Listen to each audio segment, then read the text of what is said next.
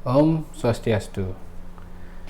Baik, bagi adik-adik yang mengikuti kelas Teknologi Informasi Pariwisata, pada kesempatan kali ini saya akan membahas mengenai lanskap pariwisata digital. Namun pada pertemuan kedua ini khusus kita akan membahas bagian pertamanya.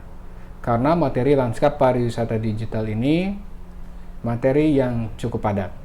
Nah, apa itu lanskap pariwisata digital? Ketika kita berbicara tentang lanskap, dalam tanda kutip kita bisa mengartikannya sebagai alam. Nah, ketika kita berbicara tentang alam, tentu kita akan berbicara siapa-siapa saja yang ada di alam tersebut, ya. Seperti apa kemudian ekosistem yang ada di alam tersebut. Pariwisata digital juga memiliki lanskapnya, karena ini sangat berkaitan dengan berbagai industri, erat kaitannya juga dengan pemerintah, bahkan dengan orang, individu itu sendiri. Baik, kita akan mulai pembahasannya satu persatu. Nah, adik-adik, ini ada sejumlah data yang kemudian menjelaskan bagaimana teknologi informasi pariwisata itu memengaruhi sektor pariwisata. Ini tidak bisa dilepaskan kemudian bahwa saat ini memang kita tengah hidup di era Industri 4.0 yang kemudian memiliki sebuah ciri khas, yaitu bagaimana dunia ini dapat terkoneksi dengan internet. Saat ini saya rasa semua orang dalam tanda kutip bisa kita katakan sepertinya tidak bisa hidup tanpa internet. Tidak bisa hidup jika kita tidak terhubung dengan internet, karena ketika Anda baru bangun tidur, ya, Anda sudah kemudian yang Anda lakukan adalah langsung mencari smartphone Anda, ponsel pintar Anda. Kemudian Anda akan mengecek sosial media Anda untuk mengetahui informasi-informasi yang kemudian diunggah oleh teman-teman yang Anda ikuti. Nah, inilah bahwa kita hidup di era Industri 4.0, kita kemudian terhubung satu dengan yang lain melalui internet. Nah, era industri 4.0 itu mempengaruhi berbagai sektor termasuk pariwisata. Ini bisa kita lihat misalnya dari data yang ditunjukkan oleh Deloitte Consulting Southeast Asia tahun 2019, 40% dari global tour dan booking activity itu dilakukan secara online. Bayangkan, ini angka yang sebenarnya cukup besar, ya, 40%. Jadi ada kemudian perpindahan, ya, pemesanan yang mungkin selama ini dilakukan secara tradisional kemudian beralih menggunakan aktivitas secara online, ya. Bahkan pada saat wisatawan atau traveling, ya, wisatawan melakukan traveling, itu 27%-nya itu wisatawan itu menggunakan smartphone untuk mencari suatu tempat atau destinasi, ya, dan 21%-nya menggunakan komputer tablet. Nah, ini kemudian ada yang menarik, 70% pengguna sosial media itu mengunggah foto dan status mereka ketika traveling. Bayangkan saja misalnya ada jumlah wisatawan, saya analogikan ya, jumlah wisatawannya itu ada sekitar 1 juta orang, maka 70% misalnya 1 juta wisatawan, kemudian 1 juta wisatawan itu memiliki sosial media, entah itu Facebook, Instagram, ataupun yang lainnya. 70%-nya berarti sekitar 700 ribunya itu mereka akan kemudian mengunggah foto ataupun status, ataupun tidak hanya foto tetapi juga mungkin video, ya, video ke sosial media mereka. Nah, impact-nya apa, dampaknya apa? Ya, tentu kemudian misalnya Anda sebagai yang mungkin nanti akan bergelut di bidang pariwisata, sebagai industri misalnya Anda bekerja di industri pariwisata, ya, entah Anda bekerja di hotel, restoran, atau Anda sebagai sebuah pengelola daya tarik wisata, harus memanfaatkan betul, ya, bagaimana kemudian orang-orang yang sudah terkonek, ya, dengan internet dan sosial media ini, itu harus Anda kemudian garap, ya. Nah, bagaimana kemudian caranya? Ya, mau tidak mau kemudian industri Anda itu harus juga masuk, ya, masuk menggunakan teknologi informasi, begitu. Karena nah, inilah sebuah ekosistem, ya. Inilah sebuah ekosistem yang ada di teknologi informasi itu, khususnya di bidang pariwisata, begitu ya. Ada kemudian nanti orang yang kemudian mencari informasi dan kemudian Anda memberikan informasi. Ya, informasi itu tidak hanya kemudian informasi tentang sebuah daya tarik wisata, tetapi juga informasi yang Anda kemudian tawarkan, ya, produk-produk wisata, entah itu berupa barang ataupun jasa wisata. Nah, inilah ekosistem. Jadi apa itu ekosistem? Kalau secara kemudian pengertian secara umum, menurut Tensley, ekosistem adalah jaringan interaksi antar organisme hidup, antara organisme dengan lingkungannya, ya. Jadi saya kemudian bagaimana kemudian berinteraksi dengan misalnya makhluk hidup lainnya yang ada di lingkungan saya, termasuk lingkungan itu sendiri. Nah, ciri yang utama dari ekosistem itu adalah dia bisa berubah dan beradaptasi sebagai respons satu sama lain dan lingkungan fisik, menghasilkan yang namanya proses evolusi. Misalnya saya menggunakan baju saja misalnya, ya. Kalau misalnya saya datang ke daerah yang panas, kan tentu saya tidak menggunakan jaket yang tebal, ya. Tentu saya akan memakai baju yang sejuk, baju kaos dan lain sebagainya. Nah, itulah kemampuan saya kemudian untuk beradaptasi. Nah, sama juga dengan Anda misalnya nanti, ya. Kalau misalnya Anda nanti sebagai pengelola daya tarik wisata, kemudian Anda ingin mengenalkan, ya, daya tarik wisata Anda, desa wisata Anda nantinya, ya. Tentu salah satu caranya adalah bagaimana kemudian Anda menggunakan teknologi informasi ini seperti sosial media, begitu, untuk Anda kemudian unggah informasi-informasi tentang desa wisata Anda, ya. Tidak hanya kemudian foto, tidak hanya kemudian teks, tapi juga bisa video. Karena kemudian kita lihat dari data tadi, gitu ya, 70% misalnya dari wisatawan yang memiliki sosial media itu dia akan mengunggah perjalanannya, ya, baik status, foto, video dan lain sebagainya. Jadi sebagai sebuah ekosistem, kita tuh harus kemudian bisa berubah dan beradaptasi dengan lingkungan yang ada di sekitar kita. Nah, berbicara tentang ekosistem digital, menurut World Economic Forum, ekosistem digital itu terdiri dari siapa saja, yaitu dari pengguna, perusahaan, dan pemerintah yang masih berada di lingkungan TI, telekomunikasi, media, dan hiburan. Jadi, bisa saja kita yang sebagai pengguna, ya, ketika kita ingin menggunakan sebuah misalnya aplikasi dan lain sebagainya, perusahaan yang mungkin menyediakan aplikasi tersebut, perusahaan yang menyediakan jasa tersebut, perusahaan yang menyediakan layanan tersebut, dan pemerintah mungkin lebih bersifat sebagai regulator. Jadi sebagai yang memiliki yang kemudian yang namanya undang-undang regulasi, ya, agar kemudian bahwa apa yang dikembangkan oleh perusahaan si penyedia ini itu kemudian bisa menghasilkan suatu produk yang tentu sehat, ya, yang sehat, dan juga artinya mereka yang bersaing kemudian penyedia jasa ini itu bisa berkompetisi dengan sehat. Nah, itulah kemudian peran daripada pemerintah. Nah, itu tentang ekosistem digital. Tapi kalau tentang pariwisata digital ini kemudian menjadi lebih luas lagi, ya, menjadi luas lagi. Siapa saja kemudian ekosistemnya? Ya, tentu saja adalah pelancong wisatawan, ya, pemasok, perantara, pemerintah, dan komunitas, serta lingkungan teknologi perangkat, koneksi konten, dan touch point. Jadi itu ekosistem yang ada di pariwisata digital, ya. Jadi bisa kita bayangkan sebenarnya ketika wisatawan ingin melakukan perjalanan, saat perjalanan maupun sesudah perjalanan, sesungguhnya ketika dia hidup di dalam era industri 4.0 ini kan kemudian dia membutuhkan berbagai akses informasi, kan, adik-adik. Nah, informasi ini didapat dari siapa kemudian? Kan tentu harus kemudian ada yang menyediakan informasi ini.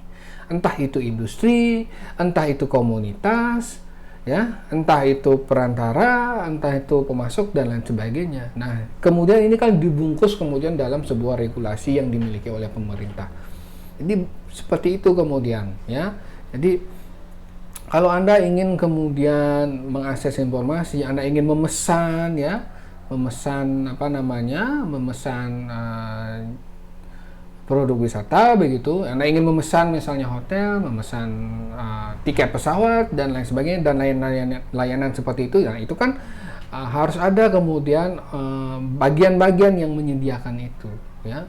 Dan yang menyediakan itu pun akan kemudian berpikiran pasti ada orang yang membutuhkan informasi ini, yang membutuhkan layanan ini. Jadi ada semacam simbiosis mutualisme di sana. Itulah yang disebut dengan ekosistem pariwisata digital. Selanjutnya, berbicara tentang ekosistem, kita juga berbicara tentang lingkungan. Nah, lingkungan teknologi digital ini memungkinkan entitas seperti Anda tadi, ya, pelancong, pemasok, perantara pemerintah untuk mengakses konten menggunakan koneksi. Nah, tentu saja harus menggunakan koneksi, ya, karena kalau tidak ada koneksinya, nah tentu ini akan menjadi kesulitan orang mengakses informasi yang menggunakan teknologi informasi sebagai tumpuan, ya, sebagai tumpuan dalam kemudian perjalanannya.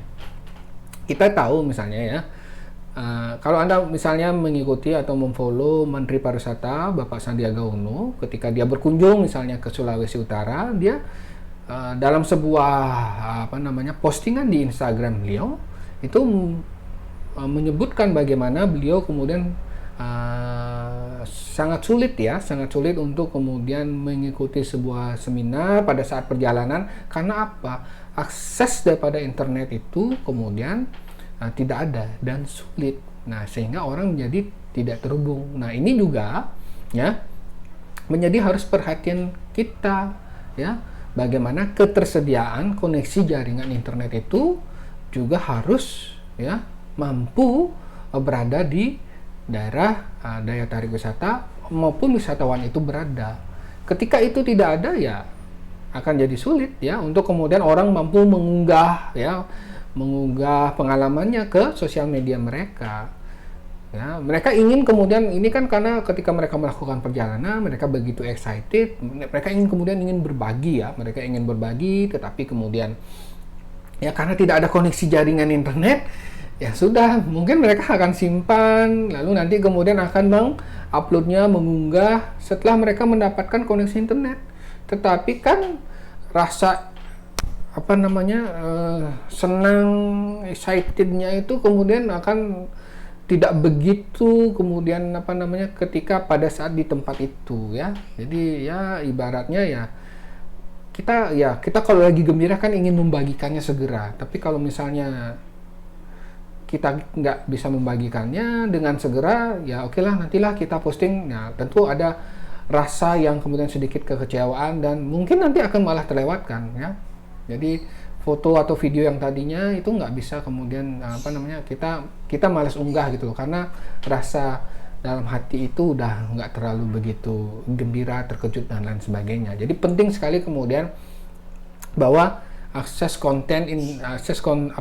internet itu diperlukan di daerah-daerah yang memang ingin dijangkau oleh wisatawan. Nah, ada 4 elemen yang ada di dalam lingkungan teknologi digital. Yang pertama itu ada perangkat. Nah, ini perangkat. 2 koneksi, 3 konten, 4 touch point. Nah, koneksi mungkin udah saya tadi hampir singgung-singgung sedikit, ya. Tapi kalau perangkat itu apa? Ya, perangkat itu device. Ya, HP-mu itu gitu, ya. HP-mu itu kan adalah perangkat keras, tetapi di dalamnya juga ditanam yang namanya perangkat lunak, softwarenya. Jadi itu satu kesatuan, ya. Tujuan tertentu gitu, ya. Tujuannya kalau dulu, ya, kalau belum berupa smartphone, hanya kayak HP, ya, jadul lah gitu, ya. Saya bilang kayak HP batangan itu kan fungsinya hanya untuk berkomunikasi aja, ya. Jadi menelpon saja gitu, ya. Yang kita terima itu hanya suara aja gitu, ya. Saya menelpon orang tua saya menelpon kakak saya menelpon hanya lewat suara aja gitu. Tetapi sekarang kemudian ketika teknologi itu sudah berkembang, nah, fungsinya tidak hanya kemudian berkomunikasi, tetapi juga sebagai multimedia dan hiburan. Tertanamlah kemudian bagaimana sebuah teknologi yang bisa menampilkan, ya, wajah kita, ya. Wajah kita, ya, berupa video, berupa suara, berupa teks, itu jadi satu kesatuan. Itulah yang disebut dengan multimedia. Jadi Anda kemudian bisa melihat saya dengan jelas, bisa menggunakan saya dengan saya menggunakan baju apa, lalu kemudian bagaimana model rambut saya dengan jelas, bagaimana ekspresi saya, bagaimana. Nah, ini kemudian bisa ditampilkan di dalam perangkat tersebut, ya. Nah, kemampuan perangkat ini itu mendukung pelancong untuk mengakses informasi pariwisata. Tidak hanya kemudian mengakses, tetapi juga membagikan, ya. Contohnya kemudian, ya seperti yang tadi saya sebutkan tadi, dia ingin kemudian mau menginap di villa mana nih, di villa di Ubud gitu misalnya. Tapi di Ubud itu kan banyak villa kan, di Ubud itu banyak villa, banyak pilihan juga gitu. Dengan kemudian dengan beragam fasilitas yang ditawarkan, ya. Tetapi si pelancong ini tuh dia mungkin sudah tahu dia mau menginap di villa model seperti apa, terus mungkin di dekat sawah kah, atau kemudian dengan suasana yang nyaman dan lain sebagainya, dengan properti seperti apa, dia mungkin sudah ada di bayangan dia. Nah, kemudian bagaimana caranya dia untuk mencari informasi tersebut? Jadi dia udah punya nih di bayangan dia, di pikiran dia tuh, saya ingin menginap di villa yang seperti apa. Nah, caranya kemudian bagaimana? Ya, karena tadi sudah ada, kemudian misalnya Anda kemudian sebagai pengelola villa tersebut, Anda sudah membagikan informasi tersebut di dunia internet gitu ya, di www ataupun di sosial media seperti itu, ya. Si pelancong ini, si wisatawan ini tinggal mungkin men-searching, lalu mencari sebuah keywords yang cocok untuk kemudian tempat yang ingin dia kemudian inap gitu misalnya. Dia mungkin searching dengan kata villa di Ubud itu, atau villa Ubud sawah. Nah, seperti itu akan muncul kemudian ya berbagai informasi itu. Nah, itu kemudiannya salah satu kemudian bagaimana dengan kemajuan teknologi informasi itu memudahkan sebenarnya pelancong untuk mengakses informasi wisata. Berikutnya, koneksi. Nah, koneksi ini informasi berpindah ke perangkat menggunakan berbagai koneksi. Ya. Nah, koneksi itu tidak hanya kemudian berkaitan tentang internet saja, tetapi ada juga hal-hal yang lain yang kemudian bisa digunakan sebagai koneksi. Nah, sistem dan perangkat terhubung membentuk jaringan informasi seperti internet, broadband, kabel, dan penyiaran digital. Itu adalah koneksi yang paling umum. Tetapi ada perkembangan yang signifikan dalam teknologi nirkabel seperti yang disebut Near Field Communication (NFC) dan Bluetooth untuk memfasilitasi transaksi nirsentuh. Nah, ini kalau misalnya sekarang Anda udah bahkan ya kalau misalnya mau transaksi Anda cukup misalnya pakai scan barcode. Nah, ini kan sebuah koneksi yang kemudian sangat membantu begitu ya, sangat membantu di dalam proses transaksi. Nah, adik-adik saat ini kita ya mau tidak mau ya, wisatawan itu juga menginginkan ya, dan bahkan ya sekarang jumlah transaksi itu orang bawa uang kertas itu terbatas gitu ya. Mereka terbatas ya. Mereka mungkin tidak seperti dulu yang ketika transaksi dilakukan dengan cara tradisional dengan menggunakan uang seperti itu, rasanya lebih jadinya rasanya lebih aman dan lain sebagainya gitu. Tetapi dengan semakin perkembangan teknologi sekarang begitu ya, dompet orang itu sangat terbatas membawa uang itu ya. Paling banyak mereka mungkin uangnya jumlah di dalam tas mereka itu 1 juta rupiah saja ya. Lain sebagainya mereka punya beberapa kartu. Nah, banyak kemudian perilaku daripada konsumen sekarang itu lebih kemudian suka berbelanja kemudian dengan menggunakan kartu, atau kalau sekarang seperti itu bisa menggunakan teknologi barcode dan lain sebagainya. Jadi mereka mendapatkan jasa kemudian untuk membayar jasa tersebut dengan menggunakan teknologi itu. Nah, mau tidak mau nanti di industri yang mungkin Anda kelola atau desa wisata yang Anda kelola, ya mau tidak mau harus sediakan seperti ini. Ya, kadang wisatawan akan bertanya, misalnya di restoran nih di desa wisata Anda, punya gesek nggak? Nah, gitu ya, punya gesek nggak gitu ya? Maaf Pak, kami nggak ada gesek. Waduh, saya nggak bawa uang nih gitu ya. Uang dia banyak, tetapi ada di rekening dia ya. Ya, mungkin belanjanya kan ya mungkin dia makan dan lain sebagainya, mungkin jumlahnya misalnya 1.500.000, tapi dalam dompet dia mungkin hanya membawa uang 1 juta. Nah, ini kan harus kita kemudian manfaatkan ya dengan baik gitu. Jadi nanti usaha Anda ya harus Anda sediakan kemudian ya perangkat-perangkat seperti ini, koneksi-koneksi seperti ini gitu ya. Berikutnya konten. Nah, perangkat koneksi ya, ada perangkat, ada koneksi untuk menghubungkan kita dengan dunia luar. Tapi apa yang harus diisi? Nah, di dalam itu. Nah, ini kan orang mencari informasi. Ya. Maaf. Orang mencari informasi. Nah, tentu harus ada kemudian yang mengisi informasi tersebut. Nah, ini kemudian yang disebut dengan konten. Nah, konten tentang destinasi wisata, pengalaman perjalanan, tips dan trik berwisata dibuat pengguna kemudian diunggah di situs website maupun media sosial. Nah, keberhasilan komunikasi itu bergantung pada konten yang kaya seperti teks, video, audio, maupun penambahan animasi.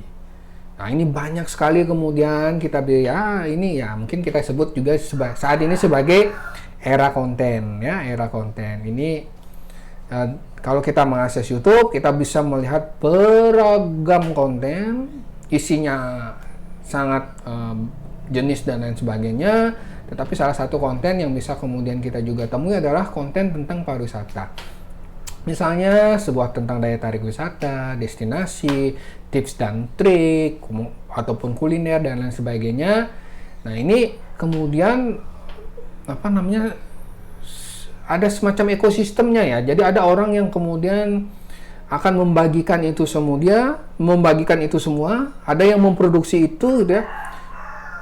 Bahkan baik secara profesional ataupun dikemas dengan artinya ya ala kadarnya dan lain sebagainya gitu. Jadi ada yang melihat potensi ini sebagai suatu ladang usaha yang kemudian akan mereka kemas secara profesional, mereka kemudian akan membuat konten dengan tujuan tertentu. Ada juga mungkin ada orang yang berkunjung atau berwisata ya mereka punya video ya sudah saya upload saja gitu.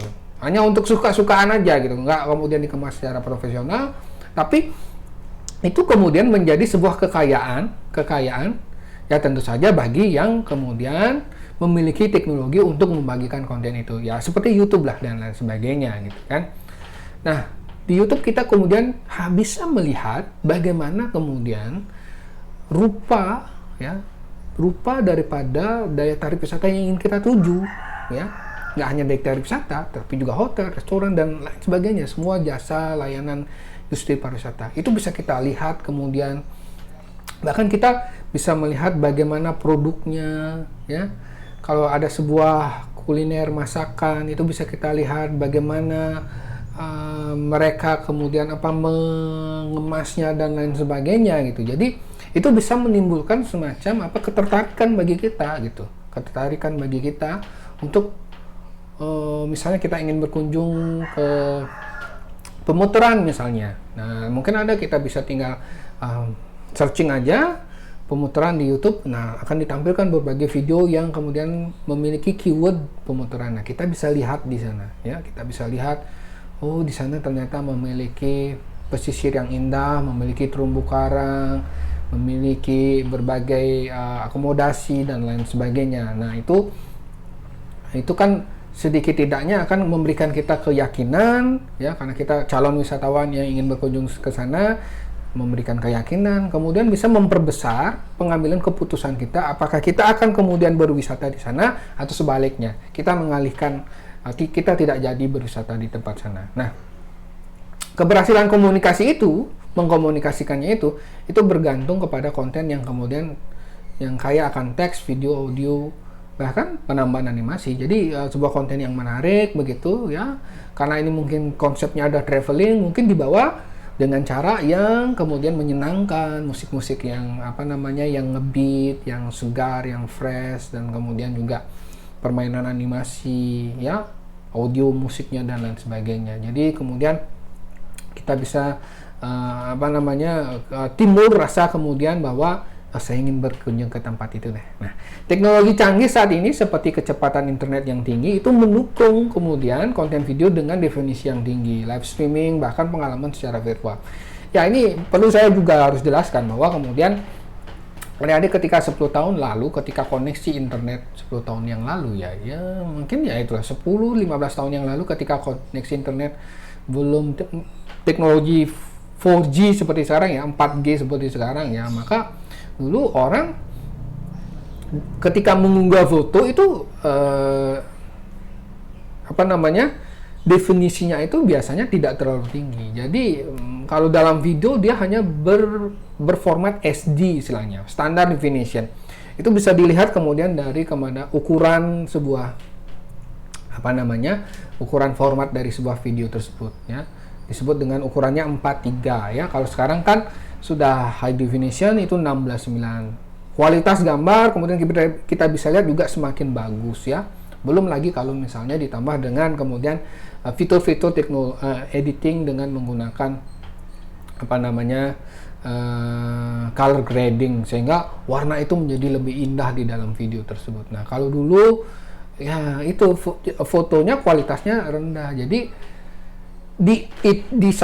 pada saat itu mungkin itu sudah menjadi hal yang sangat-sangat baik begitu ya, tapi pada saat sekarang itu akan melihat kemudian kok kuno banget nih fotonya gitu ya. Tapi kalau sekarang kita sudah ini kemudian didukung dengan koneksi internet yang tinggi, itu mendelivery kemudian ya semakin cepat ya.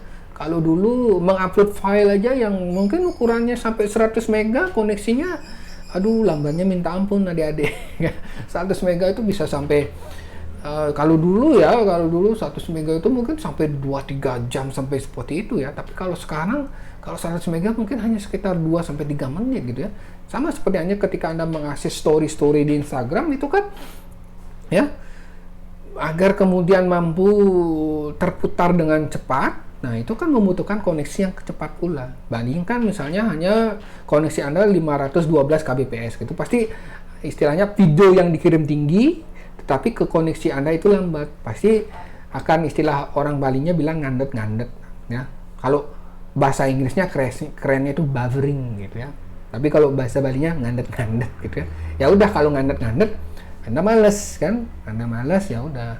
Karena Anda malas, Anda nggak mau lihat itu. Nah, itulah ekosistemnya. Jadi ada yang menyediakan konten, tapi koneksinya juga harus tinggi. Karena apa? Sekarang fitur teknologinya yang dikirim itu sangat-sangat video yang dikirim itu berstandar tinggi ya, live streaming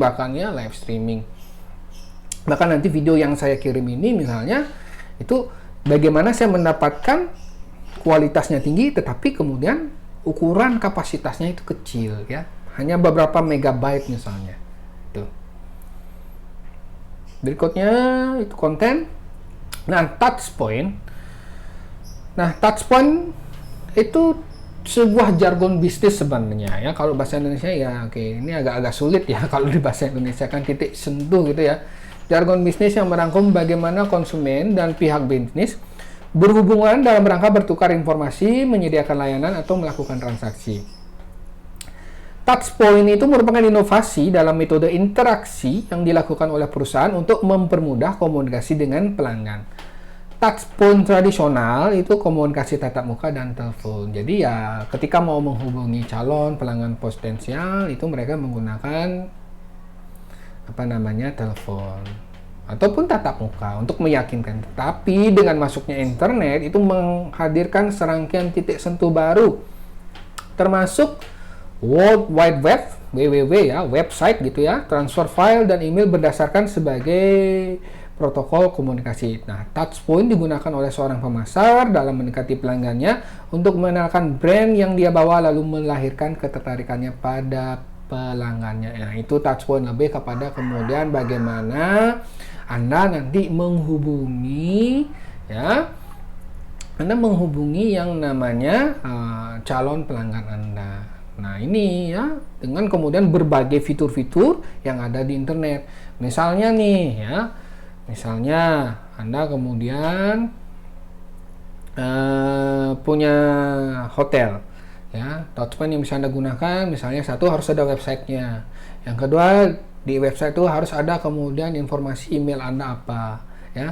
Kemudian juga informasi akun sosial media Anda apa saja. Kemudian kalau memang dilakukan dengan pemesanan secara online dan bisa bertransaksi di website tersebut, Anda juga harus menghadirkan fitur tersebut. Anda kemudian menambahkan fitur bisa transaksi di sana. Bisa kemudian wisatawan membeli layanan Anda dan membayarnya di sana langsung, ya. Itulah touchpoint. Berikutnya, entitas dan komunitas digital. Meskipun lingkungan teknologi digital itu heterogen, ya.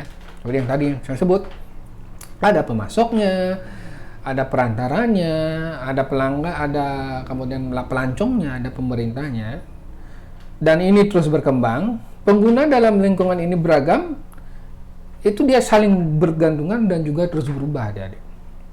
Nah, entitas digital ini mewakili sisi penawaran dan permintaan pariwisata serta berbagai agensi, organisasi, dan bisnis yang memfasilitasi, mengatur, dan mendukung interaksi dan transaksi antara pemasok dan pengguna akhir. Selain itu, melalui akses jaringan digital seperti internet, entitas ini dapat dengan mudah membentuk subjaringan atau komunitas dengan kebutuhan, tujuan, dan kepentingan yang sama.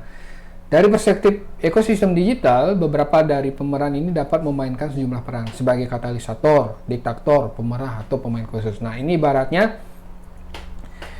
ini adalah sebagai orang yang pemain, ya. Ini dia pemainnya, ya. Jadi dia yang kemudian bisa mengubah bagaimana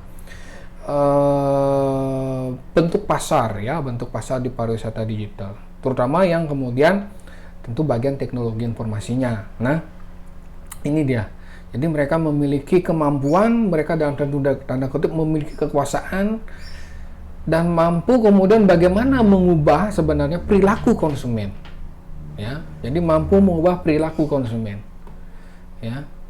Contohnya misalnya ini ada perusahaan, ya, saya sebut saja dulu Nokia. Kemudian ya, Nokia kan dulu kalau adik punya HP Nokia misalnya,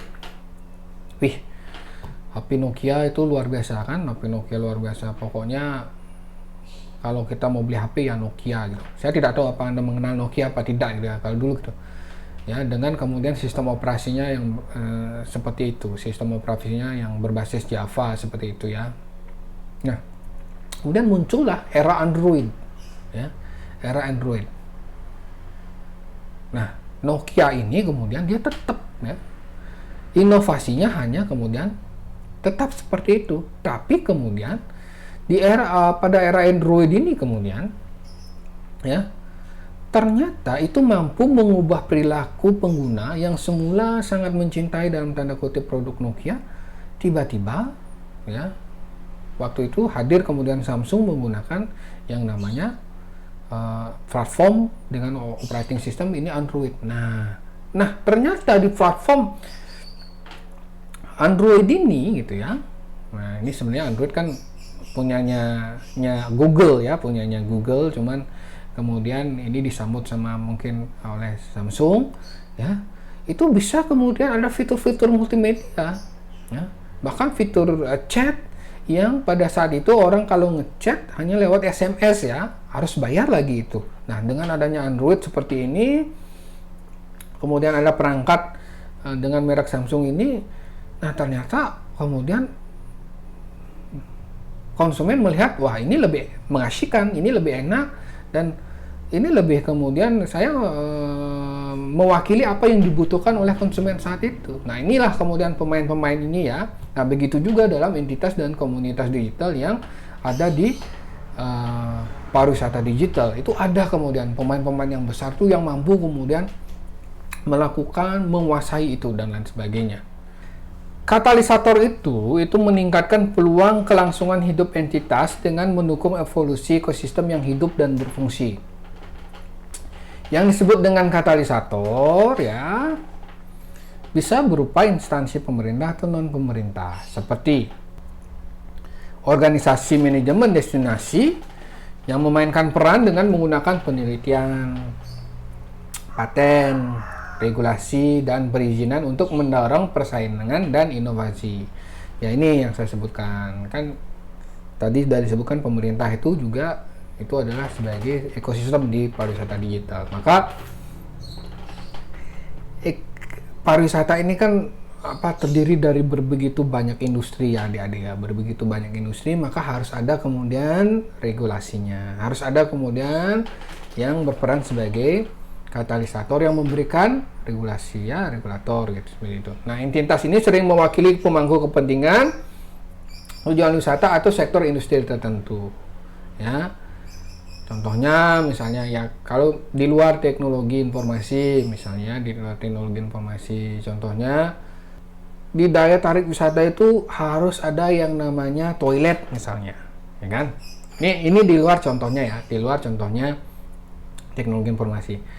Jadi di daya tarik wisata itu harus ada toilet. Nah, toiletnya itu seperti apa? Harus bersih, harum, ya, dan lain sebagainya, atau mungkin harus bertehel dan sebagainya, harus ada kemudian wastafel dan lain sebagainya ya. Nah, ini kan kemudian harus diatur dan lain sebagainya. Kalau misalnya ini tidak ada, ya kan itu akan kemudian menimbulkan efek yang buruk dari segi pelayanan dan kemudian citranya juga buruk, maka harus kemudian diberikan regulasi itu. Nah, itu contohnya ya. Begitu juga di dalam teknologi informasi harus kemudian ada standarisasi ya, harus ada juga kemudian dibuatkan semacam aturan-aturan sehingga mampu mendorong persaingan dan inovasi yang sehat. Jadi tidak berdarah-darah seperti itu ya. Jadi harus tetap caranya persaingannya itu sehat ya, tidak kemudian ya ini tarik perang harga misalnya antar hotel dan lain sebagainya ya, itu harus kemudian bisa kita hindari. Tentu harus ada harga atas maupun harga bawah, itu dia.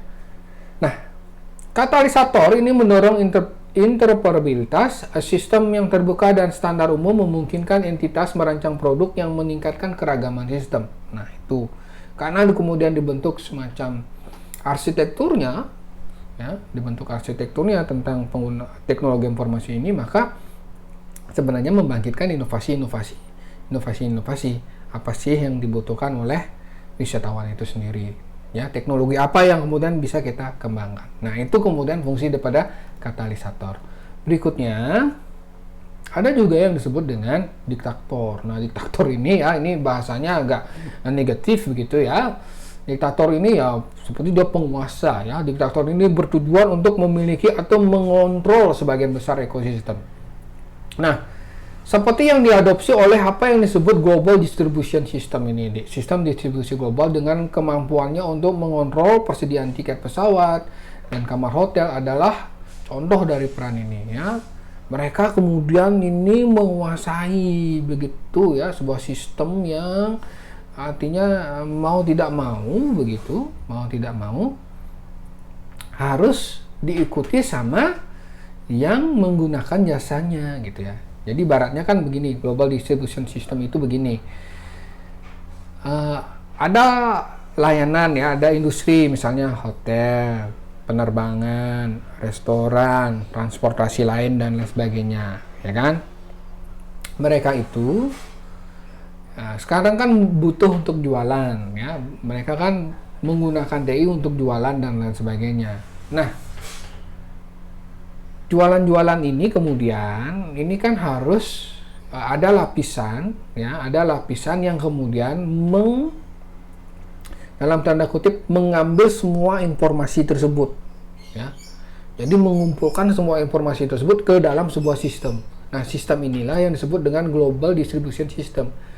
Jadi misalnya kalau ada perantara, ada agen, misalnya agen ingin mau kemudian mengetahui ingin mengetahui harga tiket pesawat ini ke misalnya dari Bali ke Jakarta itu berapa gitu ya. Mereka harus menggunakan perangkat yang terhubung dengan sistem distribusi global ini. Itu ya. Itu. Jadi perusahaan teknologi seperti Google juga ya, ini Google juga itu dapat memainkan peran dominan di pasar dengan mendapatkan kendali atas aktivitas informasi tertentu. Nah, bahkan seperti Google juga dia bisa berperan ya. Misalnya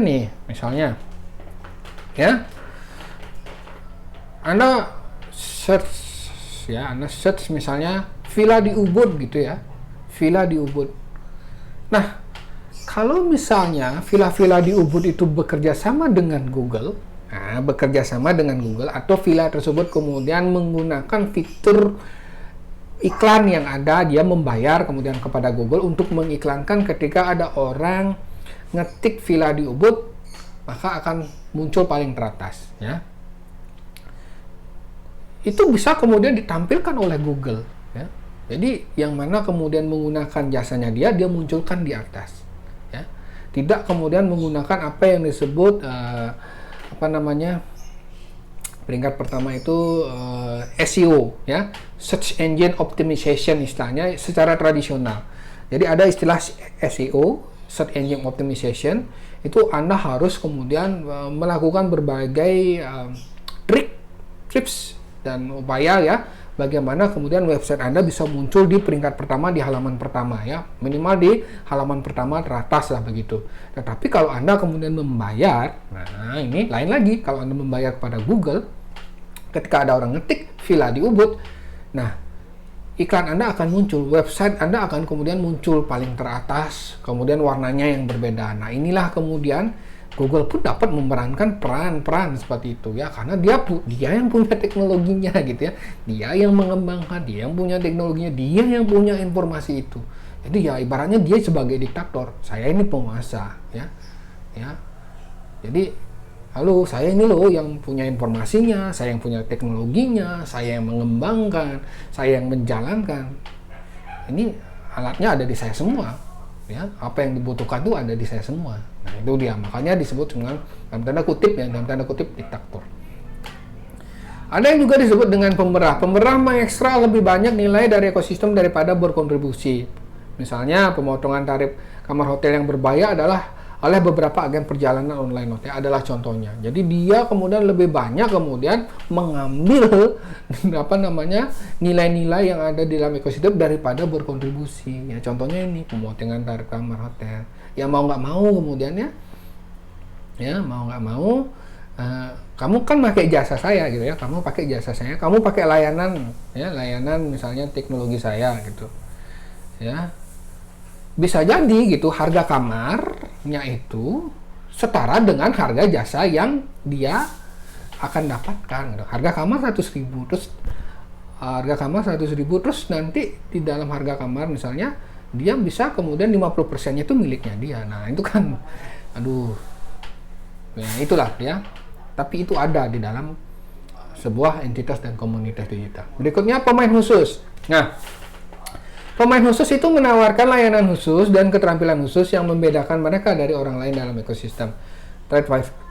TripAdvisor adalah contohnya, menyediakan forum untuk membuat dan berbagi pengalaman wisata dalam bentuk pengetahuan sosial. Ini ya, TripAdvisor itu adalah pemain khususnya. Ya, alih-alih kemudian karena gini, di pariwisata itu kan banyak sekali ya apa yang kemudian bisa kita inovasikan ya. Salah satunya adalah bagaimana kemudian kita bisa memberikan informasi tentang pengalaman seseorang. Nah, TripAdvisor itu menangkap itu dan kemudian mengembangkan berbagai fitur sehingga informasi tentang pariwisata, informasi tentang wisata, entah itu akomodasi dan lain sebagainya, tarif wisata dan lain sebagainya, itu mampu dikemas menjadi sebuah informasi dan pengetahuan. Ya. Ketika informasi itu diolah, dia akan menjadi pengetahuan yang sangat berguna. Nah, mau tidak mau kemudian, industri pariwisata itu kan akhirnya mau tidak mau ya, harus ikut bergabung kepada TripAdvisor ini. Dia harus join kemudian. Karena apa? Ternyata layanan ini digunakan oleh jutaan wisatawan yang ada di dunia ketika ingin kemudian mengetahui bagaimana layanan yang ada di industri pariwisata tersebut. Nah inilah ya kemudian ditangkap oleh TripAdvisor ini. Dia kemudian memiliki peran sebagai pemain khusus. Ya. Namun tanpa wisatawan tidak diperlukan ini. Jadi ya tetap kembali kepada wisatawan. Wisatawan itu juga memiliki peran yang sangat penting gitu ya. Tanpa wisatawan maka nggak diperlukan ekosistem digital ya. Nggak diperlukan. Tapi wisatawan itu memiliki peran yang penting dalam membuat konten untuk wisatawan lain melalui berbagai komunitas digital. Komunitas digital terhubung secara online untuk mengkomunikasikan, berbagi pengetahuan atau bertukar konten. Anda ini juga sebenarnya adalah bagian dari komunitas digital kalau Anda kemudian bisa membuat sebuah konten yang kemudian terhubung dengan rekan-rekan yang lain, wisatawan yang lain. Banyak komunitas yang membangun budaya unik mereka sendiri dan individu menyumbangkan waktunya tanpa keuntungan ekonomi. Komunitas termasuk wisatawan dan ahli lokal di destinasi secara sukarela menyediakan waktu mereka untuk menawarkan seperti pengalaman maupun nasihat berwisata. Jadi mereka bikin konten sendiri, ya. Mereka kemudian merekam dirinya sendiri, kemudian juga menulis mungkin di dalam sebuah blog seperti itu, lalu merekam aktivitasnya, kemudian mereka mengunggahnya. Baik, kita lanjutkan lagi. Nah, kebutuhan informasi wisatawan itu adalah inti ya dari ekosistem pariwisata digital, dan oleh karena itu maka entitas dalam ekosistem pariwisata digital itu dapat melayani fungsi yang berbeda-beda untuk memenuhi kebutuhan wisatawan. Nah, gambar yang ada di samping itu memberikan gambaran umum tentang entitas dan teknologi utama dalam ekosistem pariwisata digital. Dalam hal kemampuannya untuk mendukung dan memenuhi kebutuhan informasi wisatawan di seluruh proses perjalanan. Ya. Apa saja itu? Yang pertama adalah inspirasi, transaksi, pengalaman, dan refleksi. Jadi ketika wisatawan itu melakukan sebuah perjalanan, nah inilah yang akan muncul ya.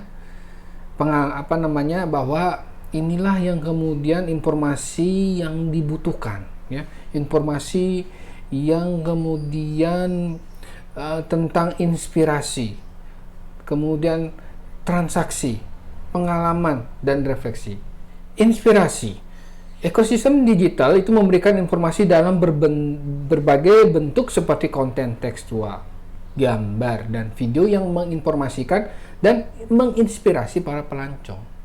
Ya. Kalau misalnya hanya dalam teks saja begitu, tentu akan menjadi agak sulit untuk memberikan inspirasi bagi para pelancong, karena kemudian pelancong ini ketika hanya diberikan teks dan suara, dia akan berimajinasi ya. Dia ketika menyebutkan bahwa di Jatiluwih Anda akan bisa melihat pemandangan sawah terasering. Jadi bayangan mereka ya, mereka akan membayang dalam bayangan mereka ketika melihat, mereka punya pengalaman tentang ketika melihat sawah terasering yang belum tentu itu ada di Jatiluwih. Tetapi kalau kemudian bahwa kontennya itu adalah tidak hanya teks dan suara tetapi juga video, nah ini tentu pelancong akan melihat dengan jelas seperti apa kondisi di Jatiluwih tersebut, sehingga mampu mendapatkan informasi dan inspirasi. Karena sifat pengalaman produk pariwisata, wisatawan itu seringkali membutuhkan informasi yang secara khusus memenuhi kebutuhan mereka. Itu ya. Mesin pencari, website organisasi manajemen destinasi, dan media sosial memainkan peranan penting di tahap perjalanan ini ya. Jadi itu adik-adik. Jadi bagaimana kemudian kita bisa meng-create konten dan kemudian menyalurkannya. Di mana konten itu bisa kita salurkan? Ya dari mesin pencari, website organisasi manajemen destinasi, dan media sosial. Sehingga nanti kalau Anda sebagai seorang pengelola destinasi wisata ataupun juga akomodasi dan lain sebagainya, Anda kemudian bekerja di bidang ini, ya Anda harus kemudian menyediakan informasi-informasi seperti ini. Karena pada dalam tahap perjalanan, wisatawan membutuhkan inspirasi. Ya, inspirasi untuk dia ingin ke tempat itu seperti apakah kemudian rupanya. Berikutnya transaksi. Perantara perjalanan, sistem distribusi global, mesin pemesanan internet, dan gateway pembayaran mendukung transaksi perjalanan saat wisatawan melakukan pembelian. Nah, ini yang tadi saya sudah jelaskan tadi, ya. Nah, kecenderungan pelanggan atau konsumen saat ini itu lebih menggunakan yang disebut dengan transaksi cashless, ya. Nggak pakai cash lagi, gitu. Jadi, mau tidak mau ya, harus ada fitur yang harus Anda tambahkan di sana, transaksi. Daya saing pasar dan transparansi harga adalah landasan untuk menciptakan nilai ekonomi bagi wisatawan yang terus mencari harga yang sesuai. Harus dicantumkan harganya. Jangan sembunyi-sembunyi nih harganya berapa, baru kemudian Anda dengan harapan Anda akan ditelepon ya oleh calon wisatawan tersebut, baru kemudian terjadi negosiasi di sana. Tetapi ketika menggunakan teknologi informasi, Anda harus mencantumkan dengan baik, ya, dengan transparan di sana. Karena di sana kemudian wisatawan memiliki hak untuk memilih, ya, kira-kira dia punya budget seberapa, kemudian dengan budgetnya tersebut dia bisa kemudian melihat jenis layanan yang punya budget tertentu, gitu. Makanya di dalam sebuah fitur, misalnya aplikasi pemesanan secara online, itu kan ada, ya, fiturnya mulai dari harga terendah sampai dengan harga tertinggi, terpopuler ataupun juga yang paling sering dicari. Nah, itu. Selain itu juga harus penting ada yang namanya keamanan. Karena apa? Ketika kita berbicara tentang transaksi di dunia teknologi informasi, di dunia internet, isu keamanan itu sangat penting, ya. Keamanan, privasi, dan ketersediaan secara terus-menerus adalah isu yang perlu dicermati di fungsi ini. Berikutnya pengalaman. Berbagai entitas menggunakan teknologi untuk mendukung dan meningkatkan pengalaman pariwisata selama perjalanan. Layanan berbasis lokasi, aplikasi seluler, dan teknologi di tempat yang disediakan oleh tujuan, pemasok, dan perantara memainkan peran utama dalam penyampaian informasi dan pengalaman. Nah, ada juga tren yang berkembang dalam berbagi pengalaman selama tahap perjalanan ini, seperti melalui media sosial, Facebook, Instagram, hingga TikTok. Tadi sudah saya jelaskan di awal-awal, ya, awal-awal perkuliahan. Berikutnya refleksi. Nah, kemajuan TI telah memungkinkan wisatawan untuk merenungkan, mendokumentasikan, dan berbagi pengalaman perjalanan dengan keluarga dan teman atau dengan audiens yang lebih besar menggunakan platform seperti blog, situs web ulasan, dan jaring sosial. Refleksi ini pada gilirannya itu akan memengaruhi fase inspirasi perjalanan selanjutnya. Nah, yang menarik dalam Facebook ini, kita pasti Anda punya pengalaman, pasti punya fitur memory on this day, gitu. Jadi ketika Anda misalnya mengupload pengalaman Anda, begitu, mengunggah pengalaman Anda berwisata di tempat lain melalui media sosial, maka ada fitur seperti Facebook ini mengingatkan kita, ya, memori kita. Nah, ini mau tidak mau kemudian akan membuat kita sebagai wisatawan itu, atau kita, ya, bukan wisatawan itu, kok kayaknya pingin rekreasi lagi, kok pingin kayaknya berwisata lagi, gitu, ke tempat yang mungkin nggak di situ lagi deh, tapi mungkin di tempat lain. Tahun lalu tuh saya lagi main di sini misalnya, saya pingin main lagi ke tempat yang lain, tempat yang lebih seru dan lain sebagainya. Nah, itu sebagai refleksi.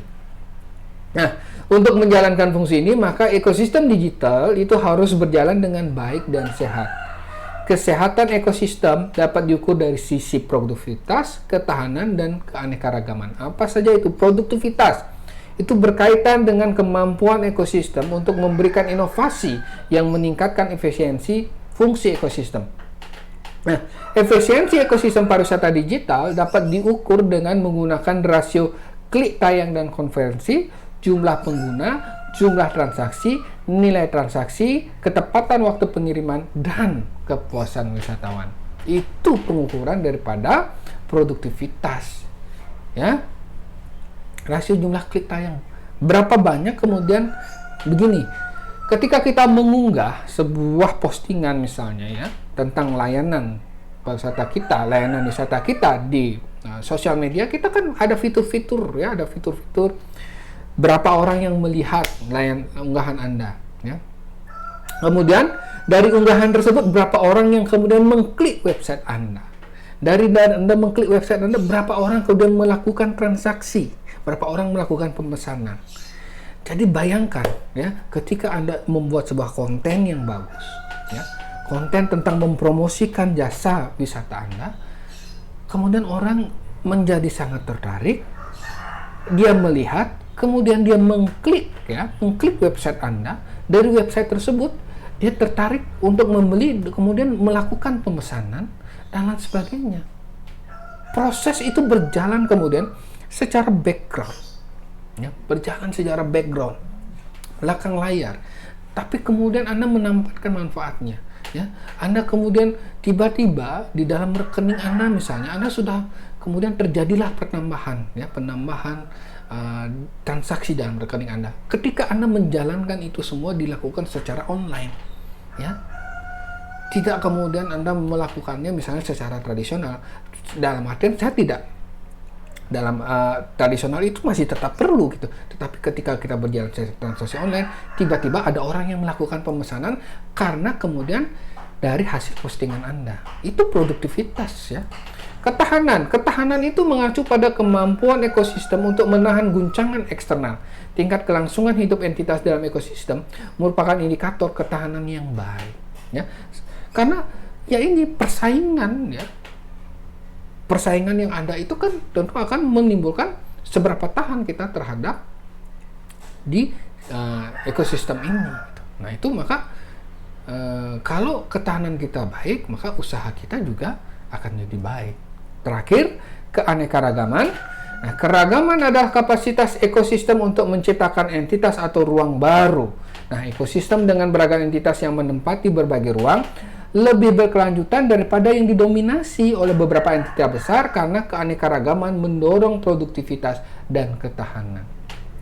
Itu, ya. Jadi dengan kemudian entitas yang beragam, ya, itu akan menciptakan ruang-ruang baru, keragaman, ya. Jadi jangan kemudian kita hanya bermain di pada misalnya satu misalnya teknologi saja misalnya, ya. Tapi kita bisa kemudian, ya, dengan melihat kebutuhan pasar, kebutuhan wisatawan, kita bisa menambahkan fitur-fitur teknologi yang lainnya. Nah, itu, ya. Adik-adik, jadi saya rasa itu dia penjelasan mengenai lanskap pariwisata digital pada bagian pertama ini. Nah, mata kuliah ini sangat penting sekali, pembelajaran pada materi ini sangat penting sekali. Dengan demikian, saya harapkan bisa melihat bagaimana kemudian dalam tanda kutip alam daripada pariwisata digital, seluk-beluknya, siapa yang yang berperan, bagaimana kemudian ekosistem itu bisa tumbuh, bagaimana kemudian posisi daripada wisatawan, bagaimana kemudian posisi daripada industri pariwisata ketika mereka memasuki yang namanya era digital seperti ini. Jika ada hal yang kurang jelas, itu bisa Anda kemudian tanyakan pada kolom di Google Classroom tempat di video ini diunggah. Terima kasih atas perhatian Anda, dan kita berjumpa lagi dalam video penjelasan pada materi-materi berikutnya. Terima kasih. Saya akhiri dengan Prama Santi. Om Santi Santi Santi Om.